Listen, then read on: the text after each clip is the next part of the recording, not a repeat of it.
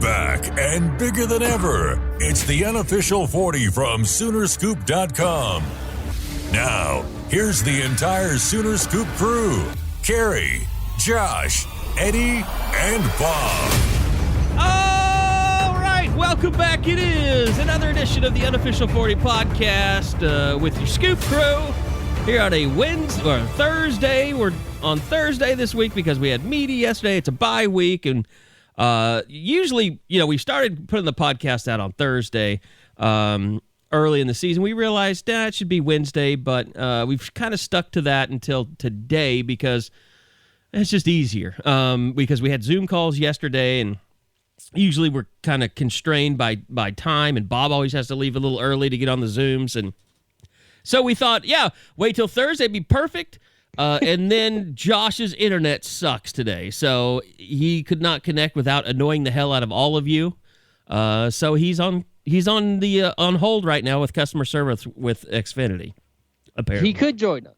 We don't know. He might be here. He might not. Bob may be here till the end. He probably won't be because he has to go too.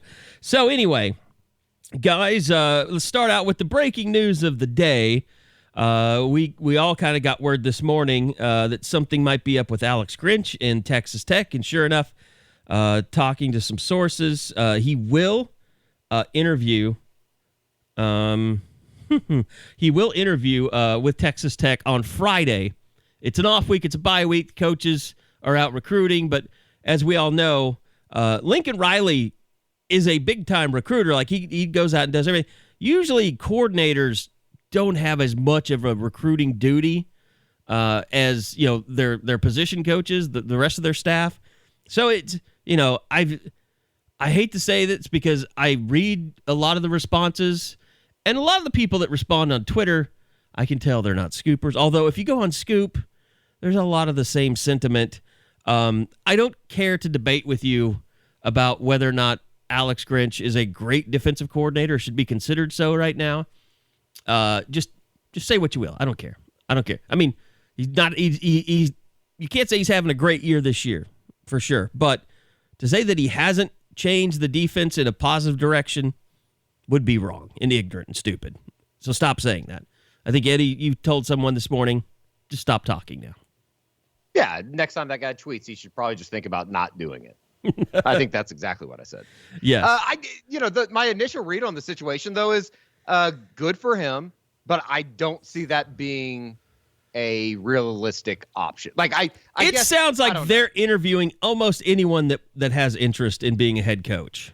Sure, and rightfully so. Right. Good for them. Like, isn't that the way you're supposed to go about it and try to find, uncover every rock, if you will? What hell? I'm not sure it checks the box of the Texas connection that they kept pumping up the last couple of weeks, though. Well, but he's got the Leach connection. He was with him at Washington State. He's with Lincoln now. I mean, certainly, if you're looking for a defensive coordinator to come in, you would prefer someone if you're, in the talk of the Double Eagle guys, Eddie, you first kind of, you sent me an article the other day about them selling their oil company and for like $6 billion, and I read it, wire to wire. What a life.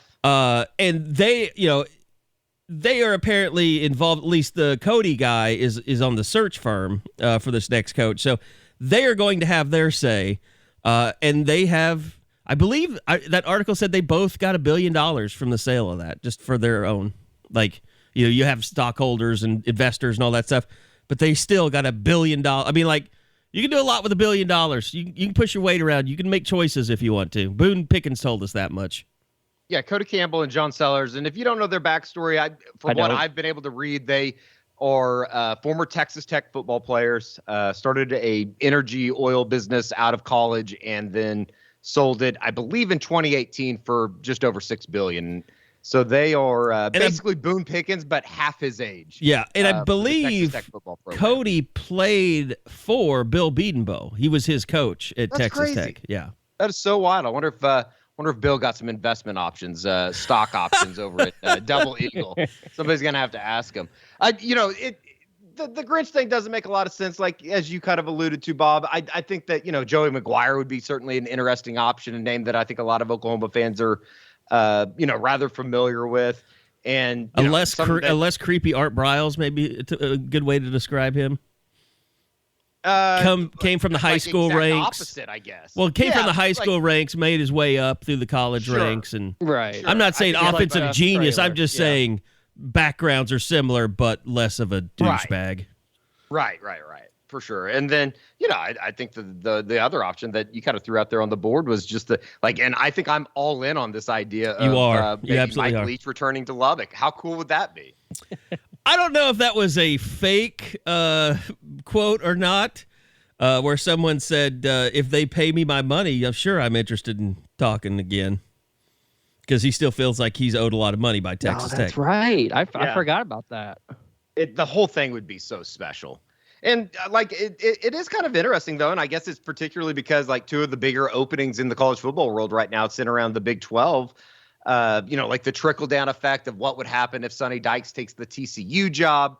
What does that mean for a Garrett Riley, or what does that mean for a Justin Fuente if he was looking to get out for Virginia Tech? It's just all kind of interesting right now, looking at it from afar.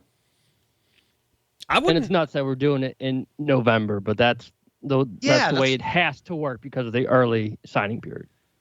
It's wild. And, Lincoln talked about it a little bit this week. He almost was kind of impassioned about his stance on the way that Gary Patterson was let go. I kind of feel like it's a little bit of both. TCU knew that they needed to move on, but I don't think that Gary Patterson was necessarily the type of guy that could admit fault or admit that thing had gone south. And I think it's pretty obvious over the last 5 years, TCU has not been TCU, or what we know as TCU. And can we stop with if Grinch leaves, Lincoln can hire Gary Patterson to be his DC? That is not happening. All right. There's been a lot of people that feel like Lincoln should just make a call down to Gary Patterson, and Gary Patterson would be on the first plane ride up to Norman to be the analyst by by this weekend. He'd be delving over Baylor game tape. Oh no! Went over Baylor. TCU's playing Baylor. He would sign on as a student assistant, obviously.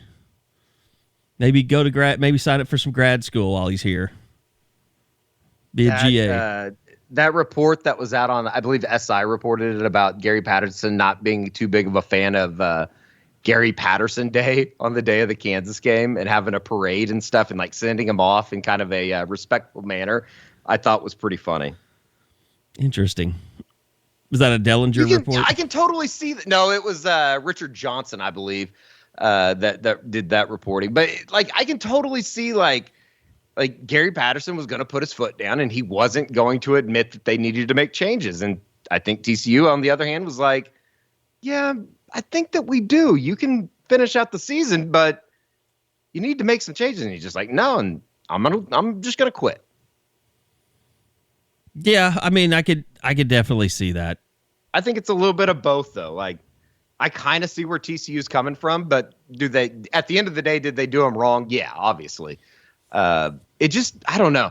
It is funny. Some of the comments that he made were just kind of strange, real bizarre. It's funny though, because it's you look at Gary Patterson and he's been criticized for not letting his players talk to the media, and Zach Evans can't talk to the media. Or he's had one opportunity to talk to the media, and people are like, oh, he's all down that. But then Lincoln does the same thing. I mean, it's just he will not. He was asked this week, are you ever going to let Caleb Williams talk? And he pretty much doubled down on his stance that he is not going to allow true freshmen to speak to the media. Yeah, he said unless something drastically changes, to where it makes sense in his mind, there's no reason to change it. So just sort of accepted that any story you read about Caleb has no quotes from the man himself. And that's fine. I mean, Jason Kersey wrote an article today about him in The Athletic, did a great job. I mean, talking to people in his life and his past. And I think, was it Kersey or was it, I can't remember. Someone wrote a story, talking to a bunch of his old teammates and things like that. So that's kind of just how you have to approach it, is you can't talk to Caleb about a story about Caleb. So you just deal with what you're dealt with. So it's better than calling people names and getting people pissed off. I'll say that. Yeah, I mean, but like you said, Eddie, I don't think there are alarm bells that need to be sounded. There doesn't need to be any kind of alert showing up on phones like Alex Grinch is interviewing. I think Tech is knee deep in this process. I was also told former NFL coach Anthony Lynn is interested in the job as well. He was the Los Angeles Chargers head coach in 2017, starting in 2017. But, I think he might be interviewing today. But he's McGuire's today, for sure. He's the offensive coordinator at Detroit, though. I don't know that he could. I don't know if an NFL coach could interview for a college job. I don't know. So I'm sure he knows things aren't going well in Detroit. So, no, they are not. Dan Campbell might get fired after 1 year. I mean, the trade is not looking well. The quarterback trade is not looking well. Well, I mean, anybody that trades for Jared Goff kind of gets what they deserve, right? I mean, people boo him more than they booed Spencer Rattler right now. They hate him. The Rams have made just unbelievable trades just as far as getting Stafford in there, which was a no-brainer. And then, obviously this week with the Von Miller trade. Yeah. Okay, so Alex Grinch, it's out there. It's got an interview. Moving on, kind of. It is a bye week. Ready for Baylor next week. The players, I can tell you from doing the Isaiah Thomas show last night, which will be up later tonight as well. They had a morning practice and then they're done. So they're off for the weekend. The coaches are out on the road recruiting. Lincoln Riley is not having his beat writer stuff today because he's out on the road. So it's basically today through Sunday, everything is just shut down. And guys, we had a college football playoff rankings release. And I think we were all, just kind of surprised to see that number next to OU's name. But at the same time, and I'll let you listen to Isaiah's thoughts when the show comes out because he was pretty candid and he didn't sugarcoat it. He wasn't like, oh, yeah, no one talks. But he's like, oh, no, the coaches were mentioning it to us. So it's not like they exist in a vacuum where none of it gets talked about. I mean, it gets talked about, but it's obviously, I don't know, you can look at it two ways. One, the committee just wanted to highlight the fact that they are only paying attention to quality wins right now. And by the same factor, they're highlighting the fact that OU really doesn't have any quality wins to this point. They don't. I mean, at Kansas State is probably technically their best win in the season. Yeah, they mentioned Kansas State and Texas Tech. The Greg Barta mentioned them both by name in the teleconference afterward. And the other thing that's hurt too is anything that happened in September. None of those look better in retrospect. Tulane didn't get better. Nebraska didn't turn it around. All those close wins, they look bad at the moment, and they start looking worse and worse with every passing week. Except for the fact that Spencer Rattler was their quarterback during those games. And I mean, the thing that's weird about Tulane is that was literally a blowout. I mean, it was a blowout at halftime. 37-14 at halftime, yes. It was a blowout, and then it wasn't. And that was on the defense, not on Spencer Rattler, although the offense was bad in the second quarter, or the second half. But, I mean, I think Barta did kind of, they leave the door open. I mean, Cincinnati's the one school that you feel like, oh, yeah, they're just screwed. Like, no matter what, they're screwed because their best game left is with SMU, who just lost to Houston. But Oklahoma, and I think the players recognize this. The guys that we've talked to, like, they know it's championship November. It's Baylor, Iowa State, Oklahoma State, Big 12 championship. Like, if you run through that gauntlet, you're not getting left out. You're just not. It's not even a thought. And that's Correct. why, complete honesty moment, I didn't watch a second of the show, and I probably won't watch a second of the show. I don't care. I recorded it, but I haven't watched it all. Like, I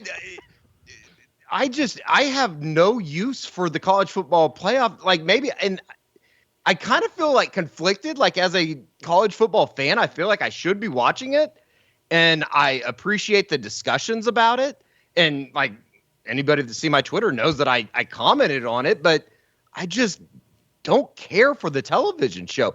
And I certainly don't give a what Joey Galloway or Greg McElroy have to say. Well, that goes without saying. Yeah. I mean, yeah, it's like people get so bent out of shape. Like that's more entertaining to me than the actual show and the actual rankings is the people that are getting bent out of shape about it. I think the jab by Barta that might have stung the most was basically saying it wasn't OU versus Michigan State, Oregon, the Buckeyes. It was OU versus Wake Forest in terms of 8 and 9. Yeah. Yeah. That's literally where they see the Sooners at this point in the season. But I think that's a lie, though, Bob. Like, if the college football playoff was starting tomorrow and they had to decide who the 4 teams that were going to play, I don't think for a second that OU wouldn't be in it. Maybe I'm just choosing to believe what maybe I just am reading too much into it. But I don't think that, like, if the college football playoff started tomorrow, I refuse to believe that OU wouldn't be a part of it at 9-0. I will say it would not be a good thing for OU if Oklahoma State goes up to West Virginia and loses this weekend. Correct. Just like it wasn't a good thing for Iowa State to lose. They're not going to be kept out if they go undefeated. Well, I'm just saying. I mean, currently OSU, they have to beat Baylor, so they're going to knock them down. If they beat Iowa State, they're going to knock them down even further. Their best chance for a mega matchup that's going to impress everyone is Bedlam in Stillwater. I don't think that's going to happen. You think OSU is going to lose before they play OU? You don't think they'll be 10-1? They'd have to lose this weekend. I don't think they're going to get beat by TCU or Tech. No. Right. I don't know. I mean, that number kind of looks funny this week. It's like, why is Oklahoma State a 2.5 point favorite only? 3.5. It keeps bouncing back and forth. Because they just beat Iowa State, who just beat Oklahoma State. Right, exactly. Yeah. I don't think West Virginia is particularly good, but I could see Spencer Sanders going up there and turning the ball over a couple times. Yeah, you have to beat West Virginia a chance. You have to do some things to get yourself beat against West Virginia. Yeah. I don't know though. I mean, it just like the whole thing. Like I wouldn't be surprised if Michigan State gets beat by Purdue this weekend. This is true. Yep. I'm kind of excited to just be able to sit around and watch college football on Saturday, but I just refuse to believe that an undefeated Oklahoma would be kept out regardless of who they have to play and who they have to beat for a second time in the Big 12 championship. But I do think they want that OU's not going to go undefeated. So I think you want Baylor to be 8-1, Cyclones to be 7-3, and OSU to be 10-1. I think you almost have to start cheering for that just a little bit, just so you have some quality ranked wins. Because the way they're ranking the Big Ten SEC teams, they're getting those ranked wins just based on how they have them. So you need to have your guys right now 11-12, OSU, Baylor, to be around those teams the entire way. And that's the funny part too, isn't it? Because like I don't think that like out in I guess it's weird to say out loud, but I don't think any of the Big Ten teams are any good. I don't think Michigan is. I totally agree with that. Well, I mean, everybody wanted to make Iowa out to be this special generational team, and they ended up just sucking. The last 2 weeks have been horrible for Iowa.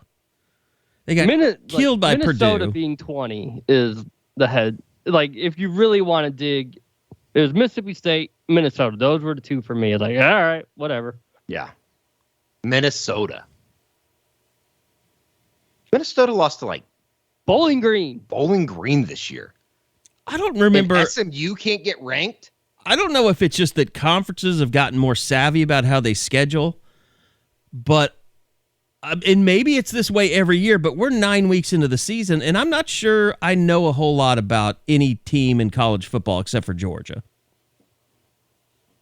I mean, I think there's a really good chance that this is as down as Alabama has been in years. Mm-hmm. And we just don't know it yet. I mean, Auburn, I think is that the best team they have left on their schedule? Yeah, and Auburn's actually, I mean, They have kind of a big game this weekend in College Station. Probably Bo Nix is actually playing pretty good football right now. Yeah. They're using his athletic ability instead of making it all about his arm. Yeah. Well, yeah. I mean, Alabama almost got beat by Florida, and Florida's not good. Since that game has been absolutely horrendous. Do you see the That's thing? always tough for me because did Alabama ruin Florida's season? Did OU ruin the Texas season? Like, did those guys just stop caring after they lost that one game they were, pumped up about for the entire off? I think Texas cared when they played Oklahoma State. I think they cared when they played Baylor. Now, if you want to say, do they care now? I don't know. I don't know if they care the rest of the way. Well, I know what I care about when it comes to the Texas program. Ooh. I don't have any stripper music on call for you. They need to find the kid that trespassed the backyard, prosecute him or her. Just get him kicked out of Texas. Use that donor power. Yeah, I mean, it's trespassing. Gia didn't deserve that. I mean, can you imagine? Neither did the pole assassin. Can you imagine all the talk that's out? I mean, Steve Sarkisian takes that job. He takes a job where everyone tells him it's a little bit of a poison pill. Like, you got donors everywhere. You can't really run your own program the way you want to run it. You got everybody, getting their 2 cents in. And he's like, I can handle that. I can deal with it. I can deal with all the politics of it. I'm going to take this job. It's a really good job. And you're destroying yourself from within. Like, from within is where the evil came. It's amazing. From the guy you brought Your along. special teams coordinators, whoever she is. Particularly from this side of the fence, too, it's just almost chef's kiss that we know that it was reported that Mike Stoops was the controversial one and they couldn't hire him. Yes. And then that's the guy that they went and got. Like, come on. It's just perfect. I mean, do they do any background checks at all in college football on coaching staffs? As soon as Monkey Stripper comes up, you're like, yeah, we can't hire him. And then just Bob and I were at the basketball game, but Yeah, no, we catching missed up, it all. catching up on everything that happened on that Monday night. It's just like, it is truly one of those stories that I was talking to some buddies about this. It's like, we think that everybody's crazy that went in Dallas and we're waiting for JFK Jr. But we take this story on its face and it's like, yeah, this is college football. Like, anything can happen. Like, yeah, hell yeah, this happened. But it was the first thing you put in the war room when the rando guy who's like a photographer or something, I don't know if he shoots games or not, but he puts out there, hearing that, a child was attacked by a monkey and the jaws of life had to be called to remove it or whatever it was. And you were like, I so hope this is true. And it was. I mean, it was it's true. One of those things, though, that it's like, I think we all knew about Pole Assassin. We knew about the name. We knew about the monkey, and it's like, I mean, it's so crazy. Who makes something like that up? I mean, that's like she had the sign up there. And then she incriminates herself by she was the one who verified all the reports. I think PFT commenter was the one that got her to start posting videos. I mean, he was just stringing her along the entire way. It was beautiful.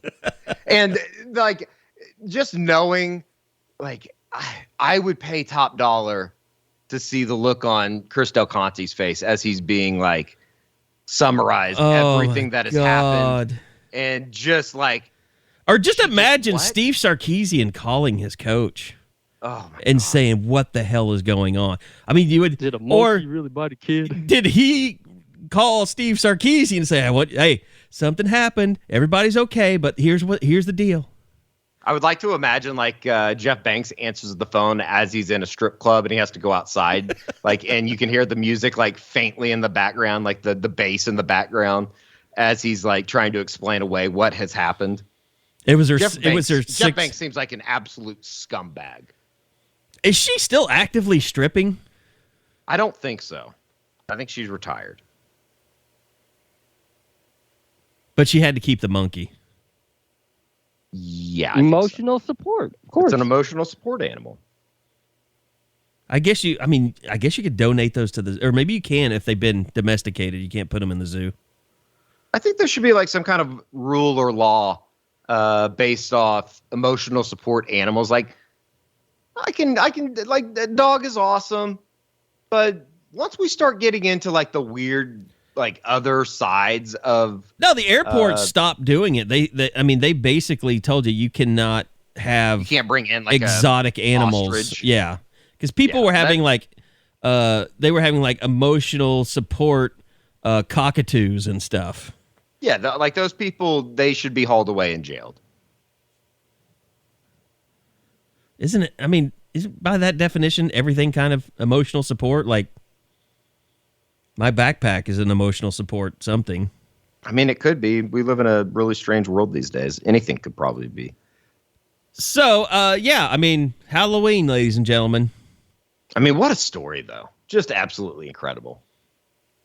And Texas is probably going to go up to Iowa State and get beat this weekend. And they're going to be 4-5, which is just like the cherry on top. It's still just a very mediocre football program. That's all they are. Over the last 3 weeks, it's just been it's almost like everything has come crashing down since OU Texas, and it really has. I know they had the bye week fit in, but it's like they are the same old mediocre football program. We've watched all the teams in the Big 12 besides the best ones. We've seen Oklahoma week in, week out. We haven't seen Baylor. We haven't seen Oklahoma State. We haven't seen Iowa State. Texas has the worst offensive line of any team I've seen this year. Like Nebraska's is a lot better than theirs. Their line is just terrible. They can't protect anything. And it doesn't look like it's going to get any better, despite their good recruiting elsewhere. It's still defensive line is not where it needs to be if they're going to finally start making some sort of strides.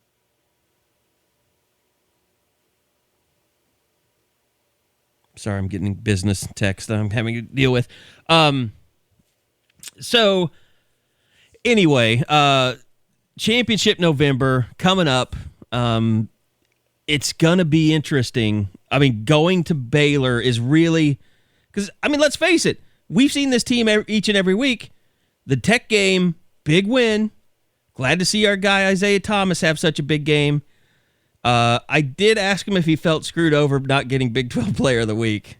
And he said he kind of understood it because I can't even pronounce the guy's name at Kansas State. He has been, for the most part, the leader in sacks and tackles for losses in the Big 12 this year. That guy is having he's a but he breakout had 4 sacks. star. Yeah, 4 sacks in that game over the weekend.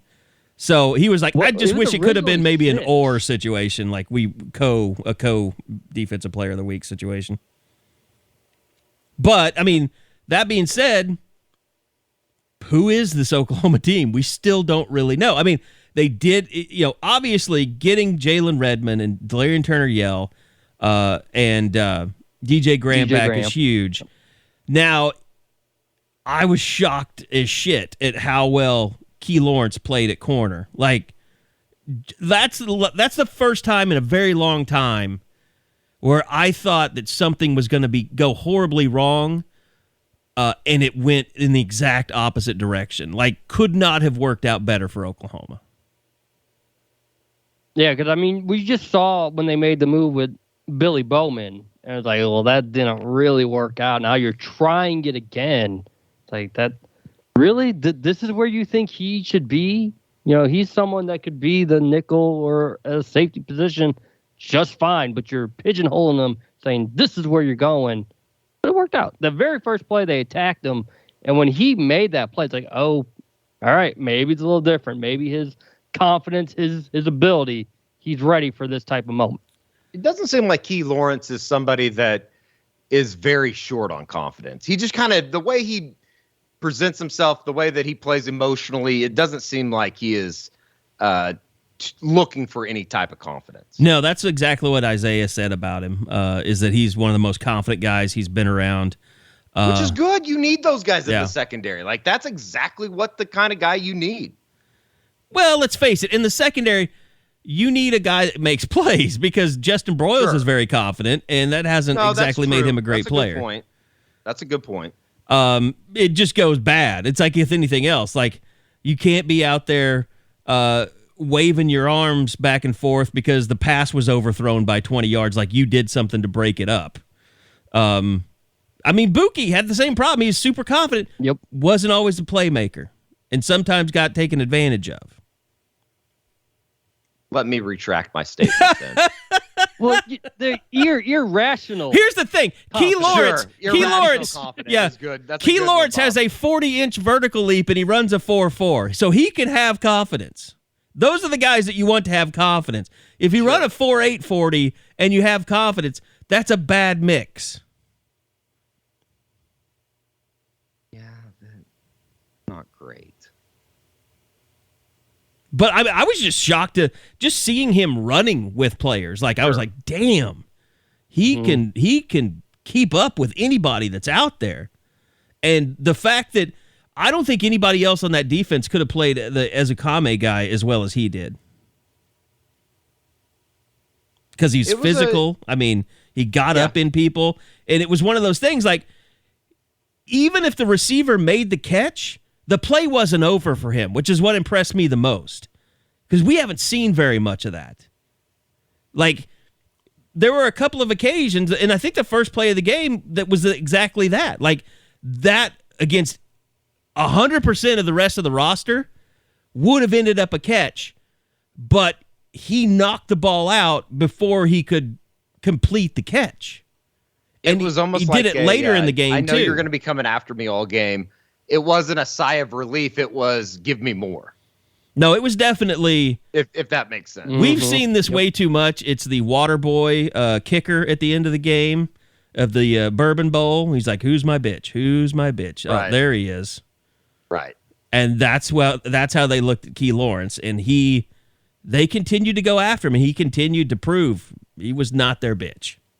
I know we talked to Dylan Turner-Yell this week about it, but it is kind of like, I don't know. I guess I was just one of those people, and especially going into the Tech game, that didn't really know, like, how much better can this defense be if they get DTY back on the back end, if they get Jalen Redmond back? Like, what are the actual steps this thing can make? And it was true. It just looked like a better product out there. And how much of that was Tech? Probably a little bit. It was a good kind of a precursor to get in and kind of get the flow of things for some of those guys before they do reach the back end of the schedule. But I don't know. I guess I was pleasantly surprised to just see how big of a difference it helped having those guys back. And, by the way, I'll throw it out there. I've heard that I've heard Woody Washington is practicing in pads now.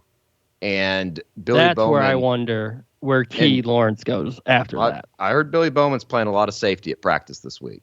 Like, if you go Woody and DJ at corner, is Broyles out and Lawrence is in? It's a great question. I mean, or do you I think rotating corners? I think because this is Championship November, everybody's going to, like Justin Broyles, he's either going to sink or swim these next 3 games or next game. Like, you're going to find out pretty quick if he can handle this. Can he handle making this a college football playoff defense? But you would just hope if he can't, changes will be made and they won't try to keep doing the same things over and over again. Like, even Alex said it after the game. I think it was after the game. It's like this is, paraphrasing, but it's basically you got to either put up or shut up now. You've run out of, that's my fault. We'll fix it next time. There could be no next time if you lose. And especially in the grand scheme of things, if you lose a game right now, you're not playing for a national championship. You might still play for a Big 12 championship, but the way that everybody's talked and the way that the season has unfolded, those aren't the expectations this year. Yeah, I'm still not ready. I mean, first rankings out. I'm not ready to say that OU can't get there with a loss. Still, we just have to see what else happens. Sure. I mean, if it plays out perfectly, then yeah, it's going to be tough for him. But it's the first week. If you watch, the show, Eddie, maybe you would understand that. I'm not watching their goddamn show. Is that how Nick would say it? Saban would say it? I think they're setting up Bama and Georgia both being in, though. That could be an issue. Not for OU, just in terms of the number of spots that are going to be. Sure. But that's what I'm saying. I don't know if Alabama is gonna make it. I think they could trip up somewhere still. Well, the I mean, if it's not the final score looked really good against Tennessee, but Tennessee played them close for most of that game too. Yep. What's kind of crazy about Alabama? And I'm just looking at, they play at Auburn. That's basically their only losable game from here on out, because they play New Mexico State, Arkansas, and Auburn. You know who? Isn't Auburn, Alabama always just in Birmingham, though? No, I don't think so. The Iron Bowl home and home? Okay. I don't think so. Kick 6 was in Auburn. That's right. You know who they play this weekend? Alabama plays this weekend. Is it their shit game? Because the SEC always has those. LSU. Oh, yeah, LSU. That's right, yeah. Remember when Alabama LSU used to be a game that, everybody would circle. It's like, I want to watch that shit. Time. Alabama is a 28.5 point favorite this weekend, which is just it's almost insane. Well, it's not just the LSU has a dead coach walking. It's that they've lost so many players. Oh yeah, they've been decimated. Defense is basically third team. Well, now they lost all their receivers, so they just don't have anybody.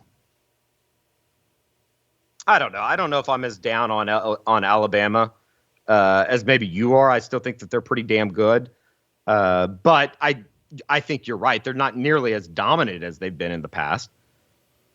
Yeah, it's just weird that they're not as good on defense, and that it seems like other teams have as good athletes as they do offensively as they do defensively. So I don't know.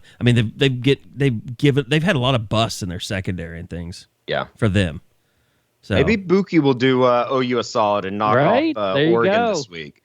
I turned over for one play in that game when I got home Saturday night after we did the post-game pod, Carey, and Buki intercepts a Stanford pass, which, by the way, the great David Shaw, they're 3-6 right now. Yeah. Most overrated coach in the country. That's why Oregon could be in trouble. That loss to Stanford, that's another one that looked worse and worse with every week. Well, and it's not like they barely held on with UCLA last weekend. I watched a lot of that game. So, it's kind of like everything else. Like, I don't know if Ohio State is a dominant team. I don't think Oregon is a dominant team. Ohio State has dominated teams, but it's kind of like, I think we've all agreed that, I just don't know how good any of these Big Ten teams are. Yeah. And people think that they're awesome. I truly don't know. Ohio State goes to Lincoln this weekend. It's going to be a disgusting 78 degrees in Lincoln, Nebraska. That's just unbelievable. First week in November. I might not watch and protest. What's crazy is nobody's going back, but the Big 12 looks as good as just about any other league right now, at least until Baylor and Iowa State get more losses. Yeah, if Iowa State just could have won in Morgantown, I think there would be a little bit more respect factor there. Yeah, that was a bad loss for the conference. The Iowa State thing, I would love to sit down and talk to a group of Iowa State fans, because the amount of frustration / just outright disappointment from what that group has been this year, to lose 3 games in kind of the fashion that they did, with just kind of inexplicable mistakes, turnovers, special teams errors. I don't know. It just you almost just kind of wonder, is there something going on within the locker room up there? Or maybe they're just not very good. I don't want to say very good. Maybe it's just a bunch of overachievers that have kind of met reality. I mean, I think that's part of it. I think if you don't have dominant athletes all over the field, your margin of error, it shrinks. Just like OU can. I mean, how many of these close games has OU won just because they've recruited better than most teams, way better than most of the teams that they played? It's a big part. I mean, it's just like, OU has one of the best kickers in the nation. That pays off for him. Luke Rose, a semifinalist, Gabe Burkich. I mean, there's no doubt that. You have to put the claim on it. I mean, he should stake the claim. He is the best kicker in the history of Oklahoma football. He just is. There's no one even close. I mean, Garrett Hartley was pretty goddamn good. Garrett Hartley, go look at his career long. Like numbers-wise? Right. That's what I'm like, who... Maybe I'm just thinking in the 20 years I've followed. And like, Garrett Hartley had a down year. I mean, he was kind of like... He was not great, I think, in his final year. And I was surprised that he made it on with the Saints. And then, he was a decent NFL kicker. Yeah, maybe I think that you're right. And I would just be arguing just to argue the other side of it. But I still like, and maybe this is just like the, quote unquote college kickers or hashtag college kickers. I don't know if I would just feel incredible. Like, I think he would make it if they needed to make a game winner, but I don't know if I would just have complete confidence that Burkich would. Yeah, but you would have confidence that he would make a 50-yarder. Sure. Yeah. And you wouldn't have that confidence you'd have that confidence with almost zero other kickers that you've ever seen in your lifetime. I think I would 100% agree with the statement. He has the strongest leg of any kicker. But that's what makes a kicker a kicker, and he's accurate. I mean, he's accurate with that leg. Does Justin Tucker just have like the most incredible leg of all time, or is he just the most incredibly accurate kicker? Same with Vinatieri. I mean, Eddie, I can't believe I'm having to talk to you about this. It's a bye week. They have a long drive championship, and then they have a PGA championship for a reason. And I respect the PGA champion a lot more than I do Kyle Burkich. But I'm saying Gabe Burkich is not in the long drive championship class. He is in the PGA class. You're making it out like he's a long drive champion, and that's all he is. Sure. No, I get you. He did have that bad miss against Texas that would have won the game last year. That's the worst thing he's ever done in his career. Hell, that would have been like highlight number 3 for Jimmy Stevens of his career. I mean, like, my God, that guy could barely kick a 27-yard field goal. I mean, he's going to win the Groza, right? That's what I was wondering. Like, who else is out there? Well, I mean, I got to think if I'm going to have to go to NCAA stats, but I mean, how many 50-yard kicks have been made this year by kickers in college? There's 16 guys that are semifinalists, by the way, or 30 guys, excuse me. No, 30th award. 16 guys that are semifinalists. Yeah, semifinals does not exactly mean anything. Yeah. That just means we decided to pair 20 guys, excuse me. That just means we decided to pair it. Until it says finalists and they're like 3 guys. Sure. I mean, we're 9 weeks into the season. I don't care about the Heisman Trophy. That's a fraud of a trophy. I'm more of a... that OU's just won. I'm more of a Lou Groza guy. By the way, I know they haven't won more Heismans than anyone, so don't come at me, all right? You can't mess around on the pod. You can't fidget. Like we do that all the time. We fidget with stats, and then people come after us. Of course, or they come after me for not getting it right. Yeah, you got to be on your P's and Q's, Bob. It's like I didn't even notice that Josh had said last week that Trace Ford was still playing, because I definitely would have said something. I did. Look, even though he's your boss, you can yell at him on the pod. That's the rule, especially if he gets it wrong. I didn't even hear it. I'm just finding out. I was like, was he thinking of calling Oliver? Because it's this Santa Fe, it is the same position, but Trace Ford's hurt for the year. See, the only categories I have are field goal percentage and field goals per game. I mean, he's 5 for 6 from 50 plus. So there's no possible way that there's somebody that has made more than 5. You say that. Is there? I mean, there's a bunch of shitty offenses out there. I know that. Well, I'm just going to look up here. I'm going to look up. Well, hell. Field goal percentage and just see. It just has attempts, games, percentages. I mean, just on field goal percentage, he's 27th in the country. Yeah, because he's missed a couple. He's 17 of 20. Mm-hmm. None of the misses felt like they stung like in a terrible way, but yeah, he's missed a couple. Casey Legg, what a name, from West Virginia, has made 14 of 15. Like that's it. Okay. Jake Moody from Michigan has made 18 of 80 field goals, or 18 of 20 field goals. That's the most attempts besides Burkitt's that I see. Well, no. Colorado State's kicker is 22 of 27. God, Colorado State. That would be an awful football team to watch if you're kicking 27 field goals. He shouldn't be able to qualify. He's kicking in thin air. It's like the Coors Field effect. Mason Crosby is still in the NFL. Okay, so here's an interesting point. Like Jake Moody from Michigan that's kicked 20 attempts. He hasn't made a kick over 50 yards this year. Wow. Casey Legg might have had a 51-yarder against OU, I think, didn't he? He's made a 52-yarder. That's my fault. I was looking at punting. But I mean, just a riveting portion of a pod for everybody. Yeah, right now. What's a bye week? So you want me to make something up? You want me to tell you that? I don't know.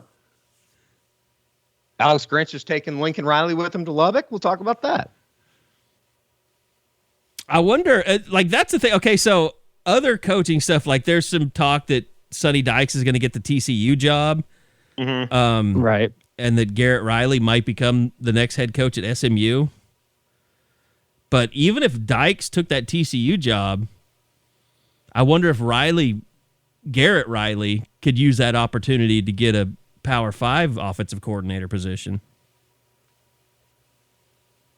Like outside, not outside of TCU, like a big school, like a blue blood or something. It's hard to overlook what he's done with that offense this year. They've been extremely good. My God, I mean, he's better coach than Lincoln Riley is because Tanner Mordecai is a star. Ooh, little. That's the hot takes. Soonerscoop.com's Carey Murdoch says. All right, that's going to get tweeted out, and Lincoln Riley's going to get tagged. Brother Lincoln. And I'm going to get fired from my radio station.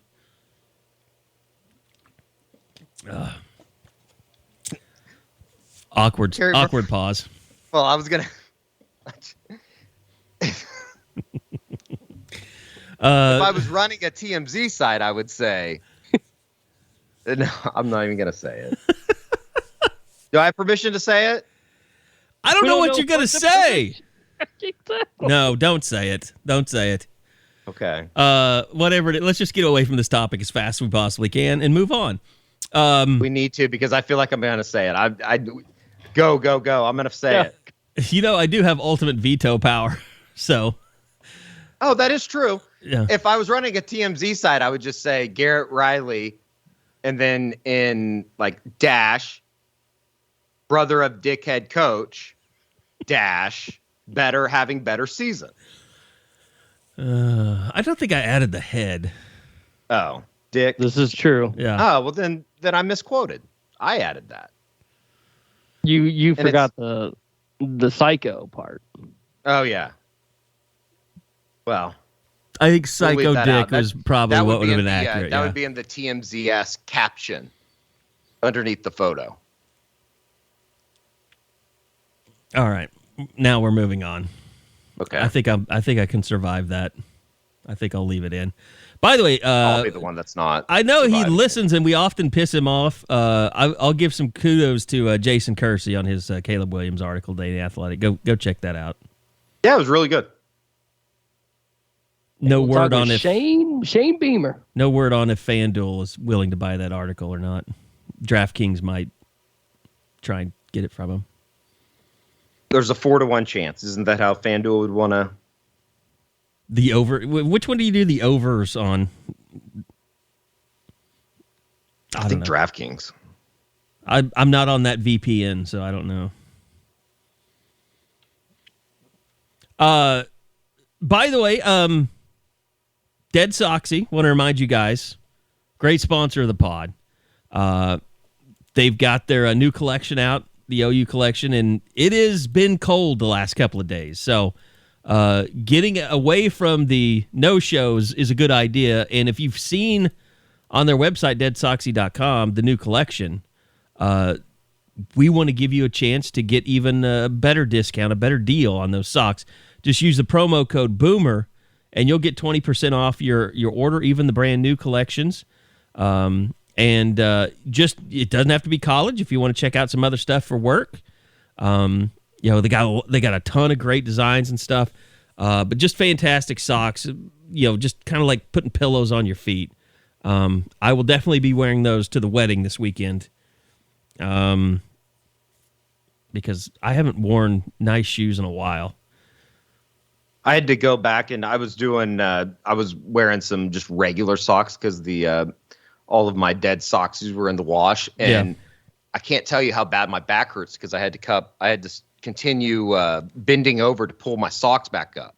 It's been a pain in my ass, is what it's been. Yeah, the patented silicone beads are fantastic for that. Yeah, that'll be the nice thing too. Is like when I sit down, and I actually am wearing the suit pants that are finely tailored because they always come up so high. Mm-hmm. When you sit down, I won't have to worry about if my socks are around my ankles. Yeah, that'll be nice. It was a little bit of a problem. So go check them out. Deadsoxy.com, promo code BOOMER, and you can get 20% off.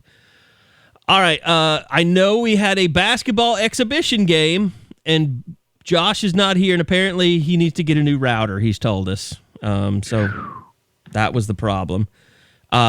And you guys, though, you got to see the new and improved Porter Moser Oklahoma Sooners out. What were your first impressions, Bob?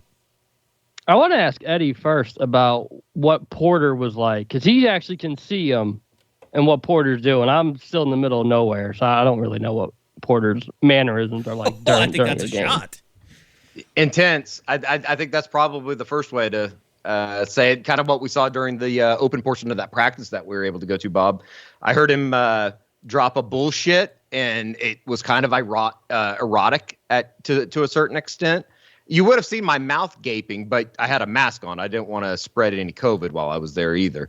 But I thought it was he's intense, man. I think that what you see is kind of what you get. The way that he coaches, the way that team plays, particularly on the defensive end, is a little bit of a product of kind of the way that he engineers that team. And I don't know. I mean, Rogers State's not very good, obviously. What are they? NAIA Division II.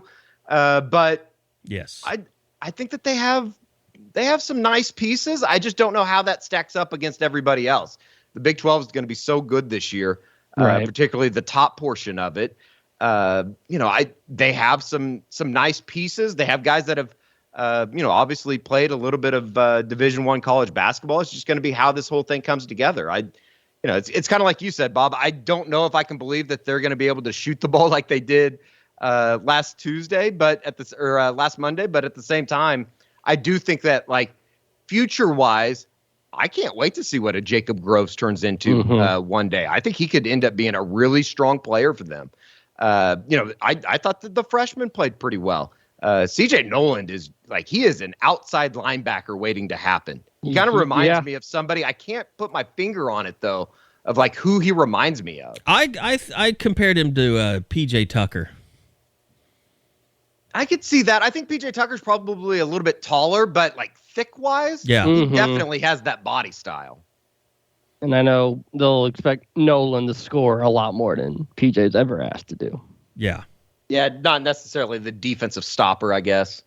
But yeah, when you look at Monday, the ball movement that stood out to me. And I know they won't get 25 assists per game when they start playing better teams. But if they make the extra pass and they have the spacing that goes along with it, it's going to, I don't expect Jacob Groves and Mo Gibson to never miss a three either. But their shots are going to be a lot easier because of the way, if they run that offense the way that they did Monday. That's what impressed me the most. I actually was a little, not like disappointed, but the defensive intensity wasn't what I expected. And so when Porter gave Rogers State credit for kind of flustering them and running them down in the second part of the first half, it gave them at least something to really work on the rest of this week for sure. Sure. How much did you get to see really out of Bijan Cortez? Well, he'd been hurt. Like the open practices that we attended, he had an ankle injury because he tried to dunk on someone in practice and he landed wrong. So to me, it was a little bit shocking that he was out there. But I've always liked what he brings to the table. I think people underestimate him time and time again. I think he's a point guard. Didn't really play that role Monday. I don't know if that means anything in the long run, but there's no one that really stood out as like, that's a red shirt guy. There's no way he's going to play. And that's actually going to be one of my questions for Porter when we get to do the Zoom on Monday. It's like Alston Mason, Bijan, like, do you see anyone that you just know right off the bat they need at least another year? You can tell that Bijan particularly has played at a high level of basketball. He just has a good feel for the game. I do think he's going to need to get a little bit stronger, but what freshman doesn't? And just overall, the Groves brothers. I mean, awesome. I think aesthetically they are perfect people. I saw your photo right at the beginning. Yes, it was just like you could tell that just Tanner just standing out there made Eddie happy. Yeah, 100%. And that's what was weird because Tanner didn't do much Monday, and that's Porter even brought that up. Like Tanner's been our most consistent scorer throughout all our scrimmages and practices, and with the way we were shooting perimeters, like, well, sorry Tanner, you're not gonna get to do much. I mean, Jacob Groves went 6 for 6 from three. You couldn't imagine a better first impression, and you just hope it carries over to Tuesday and Friday. Jacob Groves looks like he just grew up staring at Steph Curry's photo. Like it's like when you have a dog and you start to look like him. He kind of has I'm not following you there. What do you mean? I don't know. I'm just looking at his photo I'm looking at his mugshot on Sooner Sports right now. He's a lot taller than I think that you would imagine. Yes, he's 6'9" is legit tall. Yeah, I mean, yep. And I know he mentioned working on his strength. I don't see that apparent just yet, but that's what's going to be interesting. Like when he gets banged around in conference play, will he still have the legs to make those type of shots? Mm-hmm. Anything about any other bigs that stood out to you? Doesn't it seem like they feel like Frank Asanza can be good, but it seems like they ride him pretty hard. Like like they continually want more from him, and it's like he doesn't realize how good he could be one day. Yeah, with Rick Asanza, he's just someone that the first month of Porter Moser felt like Asanza would be out the door. In fact, we know he entered the portal and then decided to come back. So he's fought hard to get back in the good graces, and it just seems like when he thinks he's done his best, Porter and the staff know there's another level. He needs to mentally understand he can get there. And it was nice to actually see him out there. I wasn't sure if he was going to play in the scrimmage, but you need someone with that size. If you can just put pieces together, just spurts, sure. 4 or 5 minute spurts here or there, it would go a long way to, just seeing how quickly this team can come together. And again, that's, like we said, that's been a thing all of college basketball. With this one-time free transfer, the first year we're really seeing it in place. How quickly do these Power 5 teams need to really figure out how they're going to gel and become a unit? Bob, was there anything that we should read into about Marvin Johnson's absence? I think so. He wasn't at the banquet last Thursday night either. and now he's not at the scrimmage. I've had a couple people say it might not be looking good. Not like they kicked off the team, but that, man, for whatever reason, things just haven't been clicking 100%. That even after the issues he had in the summer, and he had to get, fight back to become part of the team once again, and he did. It's still a roller coaster ride where everything isn't where you thought it would be for someone who's a grad transfer, who's been through it all, that would realize this is like Ethan Shagwa is the opposite. He's someone who's realized this is 1 year. He's a local kid from Union. He's going to make everything he possibly can of it. That light bulb hasn't gone on yet for Marvin Johnson. Bob, I know you got to get out of here, so we can let you go. But maybe he just did. Oh, I am still here. I am waving. You can't see me waving, but I am waving. That doesn't tell me anything. Are you waving goodbye? I'm waving goodbye. Okay, yes. There we go. That tells me more. Thank you, Bob. Bob. Appreciate it. Have a great weekend. Enjoy the all right, guys. the bye week. You deserve it after 9 straight weeks. It's been. I always hate saying that, Eddie, because it's like we're not playing, but people don't understand the grind of going through a season. It's like we talked about during the postgame podcast. I think that like the way that everything ended and you go into the bye week, it's like everybody needed it. The players needed it. The coaches needed it. The fans needed it. The media needed it. I think everybody needs like just that. And it's not even like a recuperation. It's just like you don't have to necessarily worry about it. You know what I mean? Like just knowing that I can wake up on Saturday whenever the hell I want feels great. Yeah, I mean. And then you know what? It's going to, in a way, I think just it's weird how like the human mind works, because I feel like it's going to be a like almost energizing, like because then you come back on Sunday or Monday or whenever next week starts, and it's like, all right, like this is a massive game week, and then you go into Iowa State, it's a massive game week. Like each week is kind of its own little build product, if you will. Well, and it's for me, it works like this, like. I always love it when the bye week gets here, and you always like, oh, God, I can't wait till the bye week. I don't have to do this shit again this weekend. And then the bye week gets here, and then you sit around and you watch football from morning to noon to night, and after it's over, you're like, man, I couldn't do this every weekend. I need to get back to covering games again. Yeah, it's like you miss it. Like you not necessarily get sick of it. I don't want to put it that way because I don't think that's the case, but it's like you miss the grind of that Saturday or whatever that is, Yeah, I just don't I don't enjoy just sitting on a couch all day and just vegging out. It's like it makes you feel like you've done nothing with your life.